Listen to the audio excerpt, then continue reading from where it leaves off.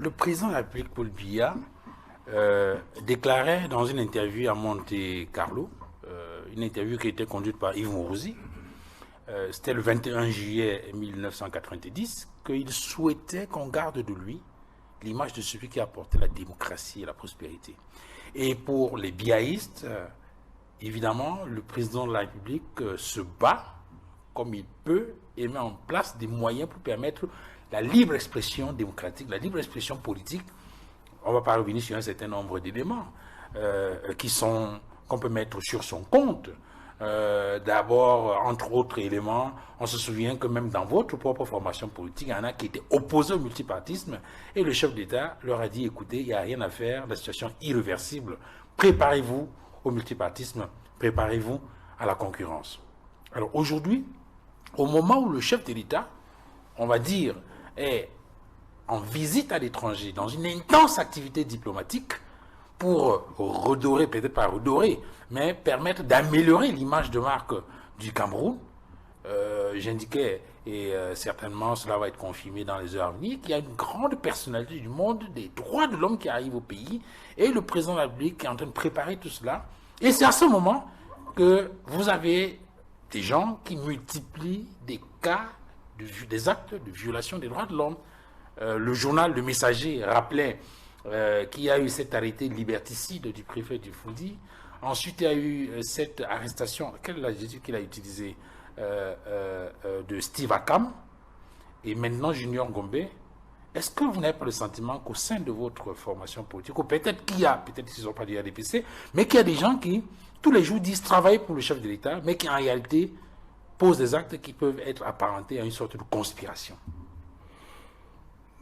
Je crois que votre question est précise. Le chef de l'État plante le décor. Je veux qu'on se souvienne de moi comme celui-là qui a amené la démocratie et la prospérité. Nous y sommes. Puisque c'est le cas de Junior Ngombe qui nous sert de prétexte, parlons-en en une seconde avant d'aborder la question de fond. Je crois que Maître Sira nous a bien rappelé les faits. Même s'il est libre dans les commentaires.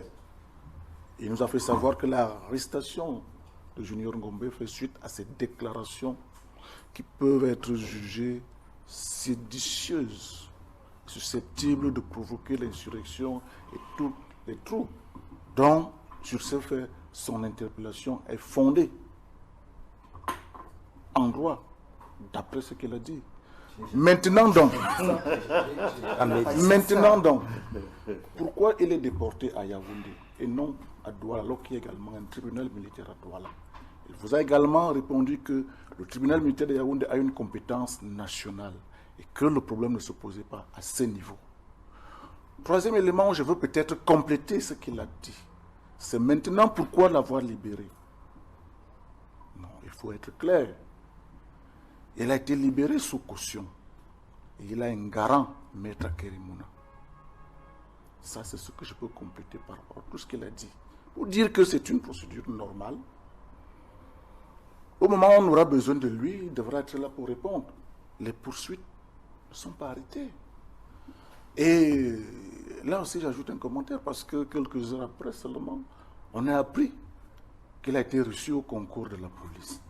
Inspecteur de police, comme élève inspecteur de police, si jamais les visites médicales et tout ce que ça comporte se passaient bien, et en espérant bien évidemment que ces poursuites n'iront pas très loin pour compromettre peut-être son entrée dans ce corps d'élite, dans ce grand corps.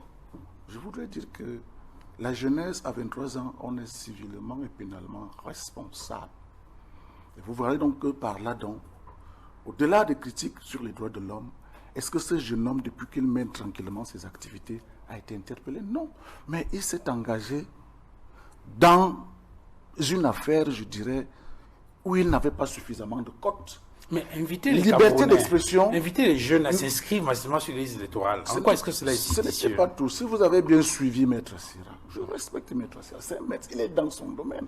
Il vous a rappelé que ces propos qu'il a tenus, qui ne sont pas forcément l'appel aux inscriptions, c'est ce que nous faisons chaque jour, même sur les plateaux, un peu partout. Les gens disent allez vous inscrire, ça n'a jamais gêné personne. Mais il allait au-delà.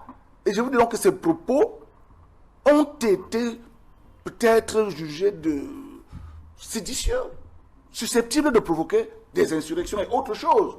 On ne le dit pas maintenant, la justice appréciera. C'est pour ça que moi j'ai apprécié son intervention. Nous ne l'avons pas condamné pour l'instant. Est-ce que ce qu'il a fait est susceptible d'une interpellation? Oui. Là, le débat ne se pose plus. Bon. Maintenant, jusqu'où? Ce n'est pas de notre ressort. On ne commande pas. Maintenant, sur la forme, nous restons. Et nous disons qu'il a été libéré sous caution. Oui, et son garant est bien Maître Akeromouna.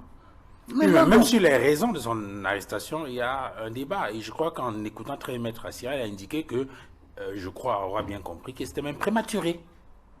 Qu'est-ce qui est prématuré? Ben, on aurait dû attendre qu'il y ait peut-être un début de commencement de l'infraction pour avoir des éléments plus probants qui permettent de l'interpeller. Non, c'est pas ce qu'il a dit. Je crois qu'il voulait dire que sa ce libération... qu'il voulait dire, parce qu'il faut...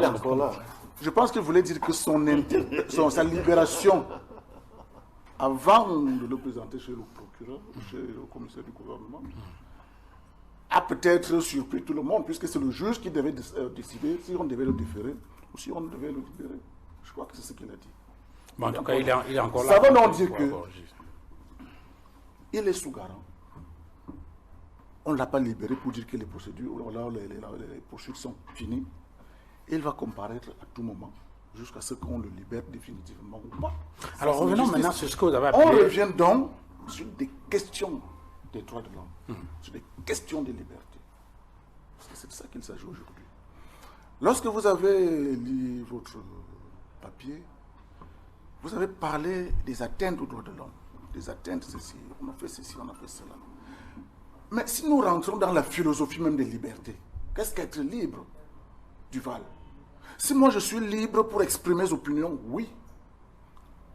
Liberté de penser, liberté d'aller et venir, liberté de faire ceci. Mais à partir du moment où je ne peux pas enfreindre votre liberté, ou alors votre dignité, je suis totalement libre. La liberté, on le dit souvent, s'arrête là où celle d'autrui commence. Quelle est cette liberté qui peut mettre dans la société en péril? Ce n'est plus de liberté. Les libertés dans ces conditions-là s'accompagnent également du respect de la loi, du respect de ses propres devoirs. La question des libertés aujourd'hui, des droits de l'homme aujourd'hui, ça devrait donc être une question de l'éducation pour tous. Parce que c'est facile de dire que le président dit qu'on est libre, chacun peut faire. On n'a plus besoin de parler marquis pour faire expression. Mais du moment où on peut mettre la société en péril, le vivre ensemble, il y a un problème. Qu'est-ce qu'être libre aujourd'hui? Vous êtes professionnel de la communication. Il y a des canons de la communication. Il y a des choses qu'on peut dire et des choses qu'on ne peut pas dire. Il y a la manière même de dire des choses en évitant tout simplement que la société que nous sommes en train de construire tous, que l'unité nationale que nous sommes en train de prôner tous, que le vivre ensemble que nous souhaitons, que nous voulons, ne soit pas ébranlé. Voilà toute la problématique aujourd'hui. S'exprimer n'est pas simplement le problème. Mais du moment où je mets toute la société ou bien autrui, sa liberté aussi en difficulté, il y a un problème. Jean-Jacques Rousseau nous interpellait d'ailleurs très profondément à ce niveau-là.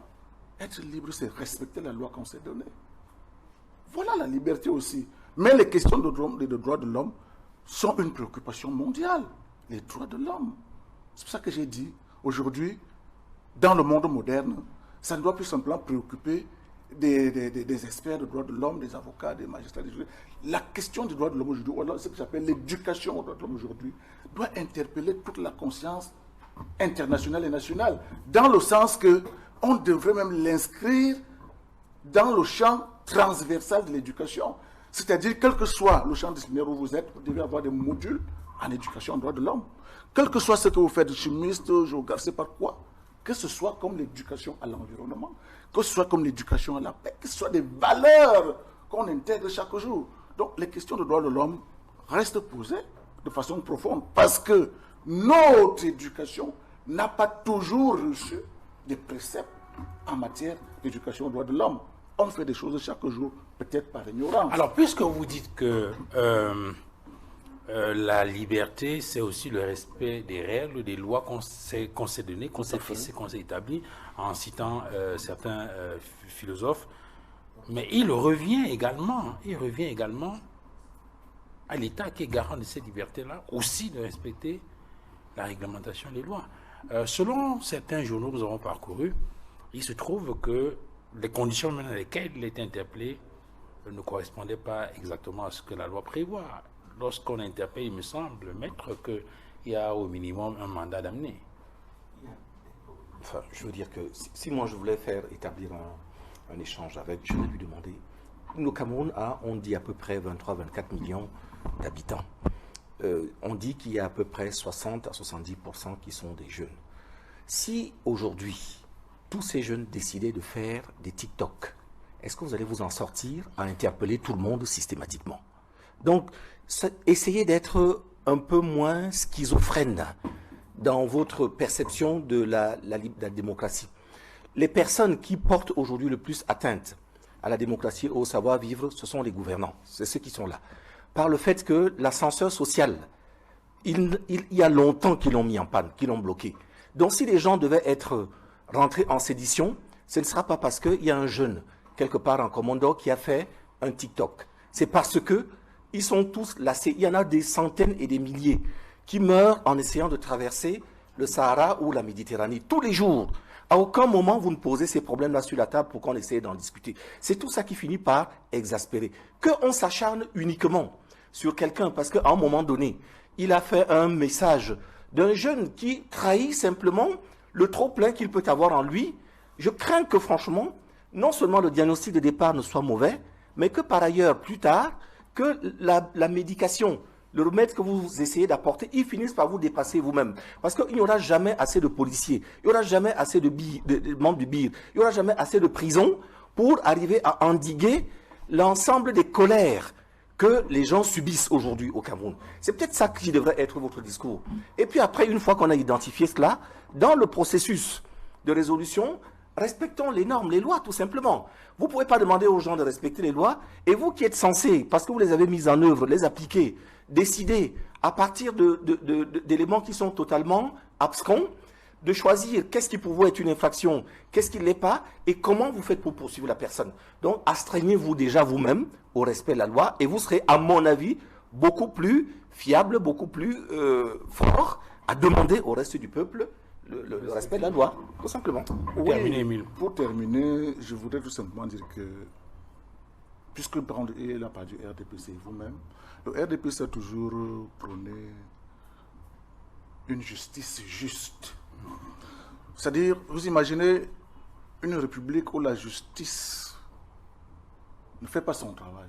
C'est-à-dire corriger des injustices, corriger des frustrations, corriger des inégalités autres. Ce pays va tout droit au chaos. Donc, nous prenons une justice juste. La preuve. Maître Assira est un acteur majeur de la justice du système judiciaire en tant qu'avocat. Il vous a rappelé lui-même que bien avant ce cas, il y a eu un cas similaire d'un de vos confrères dans une chaîne de télévision concurrente ou voisine. On sait le sort qui a été réservé à celui-là. Ce n'est pas... c'est des cas qui peuvent être multipliés. Mais aujourd'hui, c'est que nous appelons que la justice fasse son travail. Pour ce cas précis, par exemple, quand je parle de Maître Akérémona, c'est aussi un avocat qui, comme il a dit, sur le plan du fonctionnement de l'institution judiciaire, a posé des actes, comme il l'a dit, et a eu peut-être gain de cause sur la demande de libération, sous caution. Ça veut dire tout simplement qu'on ne prend pas des gens comme ça et on les jette. Mais Tassel lui-même a défendu des clients et des clients où il a eu raison sur ces clients-là. Ça aussi, c'est un système judiciaire qui est crédible et que nous pensons qu'on ne peut pas imaginer qu'un seul instant, il y aura un moment où les injustices vont finir, sinon l'institution va disparaître. Mais nous pensons, comme je l'ai dit, l'éducation aux droits humains, droits de l'homme, tout ce que nous disons là, est-ce que nous avions tous la même appropriation? Est-ce que nous avons tous la même perception de cette affaire? Voilà ma préoccupation. Okay. Et c'est ça que j'ai dit, c'est une question qui ne doit plus simplement concerner une catégorie sociale, mais toute la société entière, en tant qu'éducation. Alors,